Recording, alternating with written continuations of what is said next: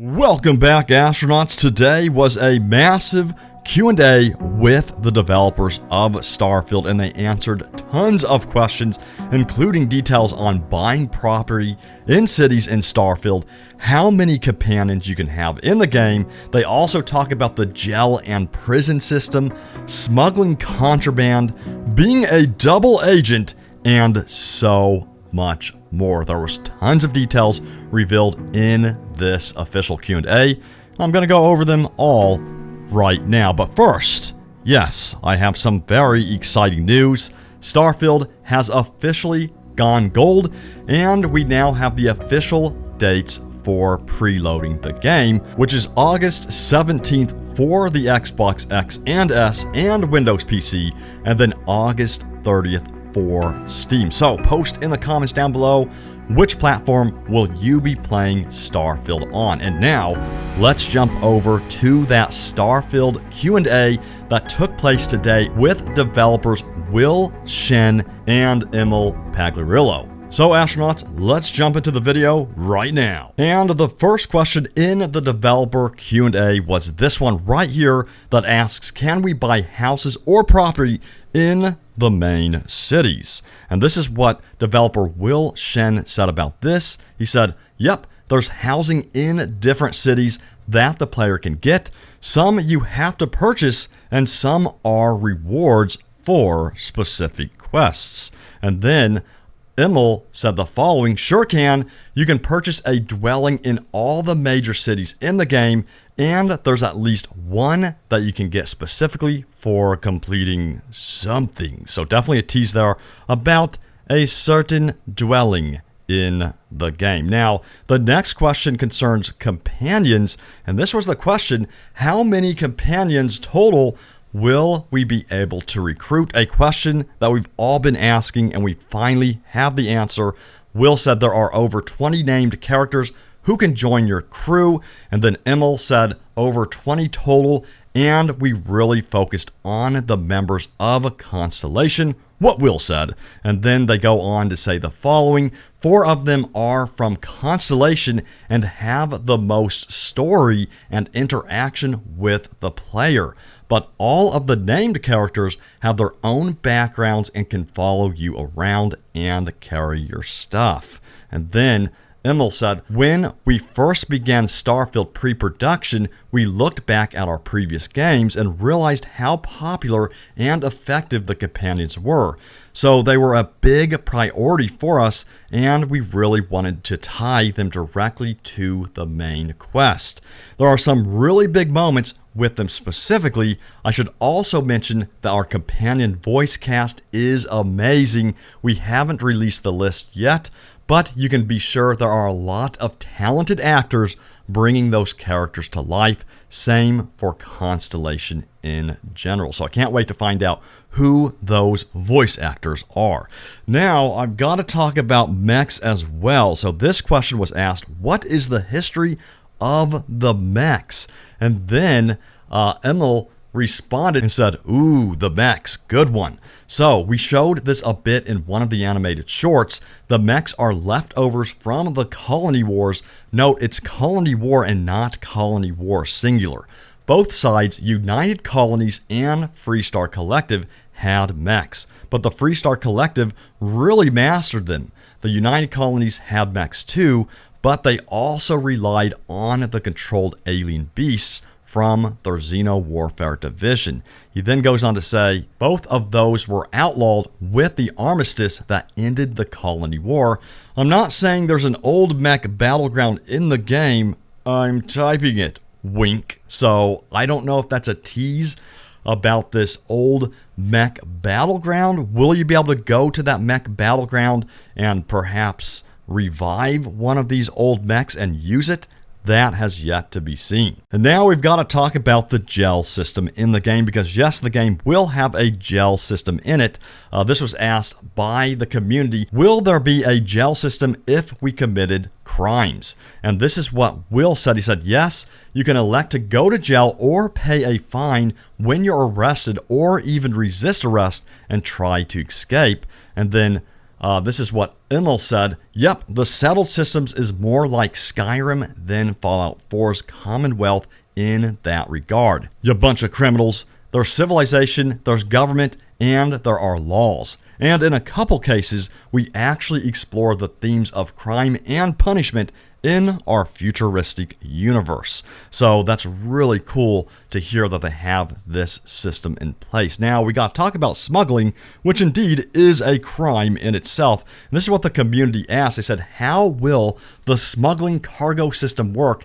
Can we hide it somewhere on the ship and sell it for more currency later?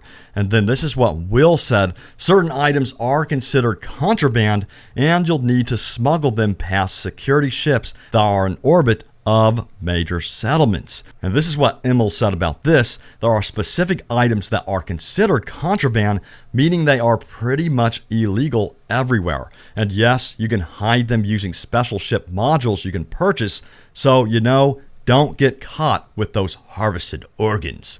The economy is fixed, but prices of bought and sold good can change based on the skills you choose. So a lot of detail there in the smuggling system. And I love the fact that, the contraband you have will need to be smuggled past security ships that are in orbit of major settlements. This sounds freaking awesome. I cannot wait to experience this in the game. And the next question asked by the community is definitely a good one. This was the question: will time pass when not in the game? For example, will my trade routes, outposts, and mining operations continue to produce, or does that only occur while actively playing? And this is what the developers had to say about that.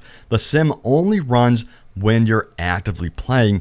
No sleeping on the job. And then this is what Will said: only when actively playing. So that is definitely a question that we've all been wondering, and there is the answer. Now, this next question concerns double agents. So this is what the community asked about this. They said, can you be a double agent in the game? For example, if you join the United Colonies, can you also join the Crimson Fleet and give the United Colonies information? And what factions have that feature if they do? Now, this is what the developer said on this one. They said, all of the playable factions can be completed independently. They then go on to say that the Crimson Fleet storyline does feature you being an undercover agent inside the fleet on behalf of the UC SysDef, a specific military branch of the United Colonies. But whether you betray the fleet or UC SysDef is a choice you'll get to make. So there's some detailed choices involved here. Now, they then go and say, that is exactly what you can do. Infiltrate the Crimson Fleet for UC SysDef. It's specific to that quest line. They then go on to say this: in the studio, I have been half-jokingly accused of referencing movies that some folks have never seen because I'm old. So with this particular plot line, the inspiration was very much the movie Donnie Brasco, which is the true story of an FBI agent who infiltrates the mafia. How far will you go? That's the real question. So a lot of different choices you can make. And yes, it looks like double agenting, if you will be a part of the story. Now, let's talk about crew members and how you will pay them. So this question was asked by the community. When we assign crew members to work at outposts, do we have to pay them salaries? This was the answer on this one. You just pay them once. We actually experimented with paying them regular salaries, but ultimately decided to just have the one cost up front. They then go on to say there's a lot to do in Starfield, and we wanted to minimize what the player had to constantly keep track of, which definitely makes sense. If you get overwhelmed too much with managing your crew salaries and payments, all that stuff, that just turns into micromanaging, which then turns into frustration, of course. Now, this question right here was asked by the community: will our companions be able to level up their perks? Will their perks stack with ours? And this was the answer on that one. All crew start with a set of perks at specific ranks.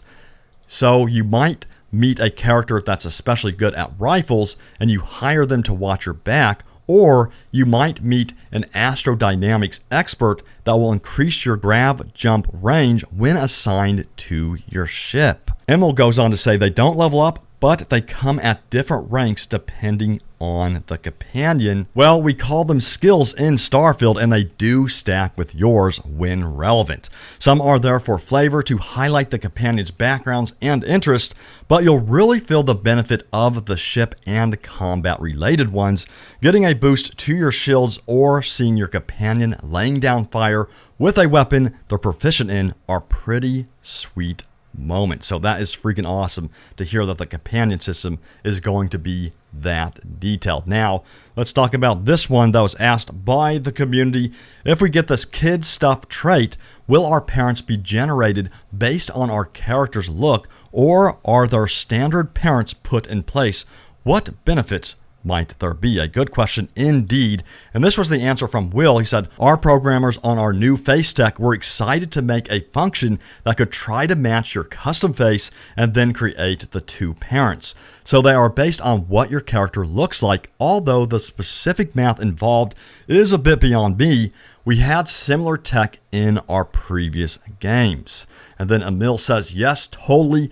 Just as we did in Fallout 3 with your dad and in Fallout 4 with your son, in Starfield, if you take the kid stuff trait, your parents are based off of you. No spoilers, but I think fans will really appreciate the actors we got to play those roles, and they just get so into it, it's awesome. Oh, and yeah, you can get stuff. So that looks like another tease concerning the kid stuff trait. So it looks like if you go with that trait, you might get some surprises as a result. Now, on to the next question, where the community asks, for those of us who have never played a BGS game and will be starting with Starfield, what information should we know that will make the experience more impactful right from the start? How deep should we go into creating our character's backstory before we start the game? And this was the response from the developers. Well, we always make our games for fans both old and new, so you can jump in without ever having played a Bethesda title before. But we like to look at it less as playing a game and more about living in the universe we created, so settle in, go at your own pace, and pretty soon you'll learn all the systems and be adventuring through the settled systems the way you choose. And this is what Will said. While we do start you off in the same spot, what happened to you before the game starts is totally up to you and your head canon. There is a trait and background system that will let you specify more about yourself, but you can also select an anonymous background and no traits if you want. So there's a lot of flexibility, of course, there with how deep you can go into creating your character. Now, the next question is very, very interesting about pacifist mode for those people who don't necessarily want to take the aggressive killing option in the game. This was asked by the community. Depending on traits selected during character creation, will it at all be possible to play through the game in a pacifist mode, example, without killing anyone or even potentially anything? Now, this was the response on that. This is from Will. He said, I can't guarantee every mission can be completed in pacifist mode, but we do have a couple of systems that will help. One system is our speech challenge game, where you can persuade someone to do something like not fight you. The speech challenge game is added in specific scripted moments, and we try to add one into most quests where important characters confront you. And Emil said, so we talked about this very early on during pre-production, whether or not we would fully support a non-lethal playthrough. We realized that for various reasons, that wasn't totally feasible. He then goes on to say, now, with that being said, there are some good non-lethal options, whether through dialogue or by using a non-lethal weapon.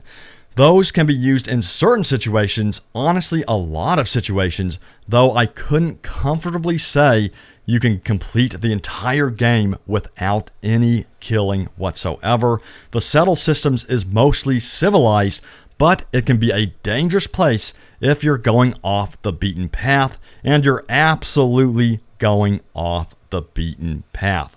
And let's admit it, you know, if you see a ship out there, you're going to want to board it and take the stuff on it. At least I will. I don't know about you all, but let me know how you're going to approach this game. Are you going to be more of a pacifist, or will you be more of like an aggressor who's like a pirate taking over ships and, you know, doing all of that stuff? Now, this question was about religions in the game. So the community asked the following. They said, what are the beliefs and basic history of the religions we can join? Sanctum Universum, Enlightened, and Great Serpent. This was the response on that.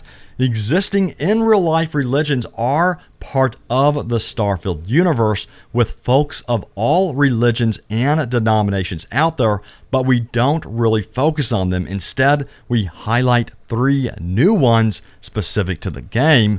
Sanctum Universum, the members called Universals, believe that God very much exists somewhere in the universe, that a higher power is guiding us all. Specifically, they believe that humanity's ability to travel the universe and grav jump is God's way of saying, I'm out here, come find me. And then there's the Enlightened. These folks are essentially organized atheists. They don't believe in any kind of higher power.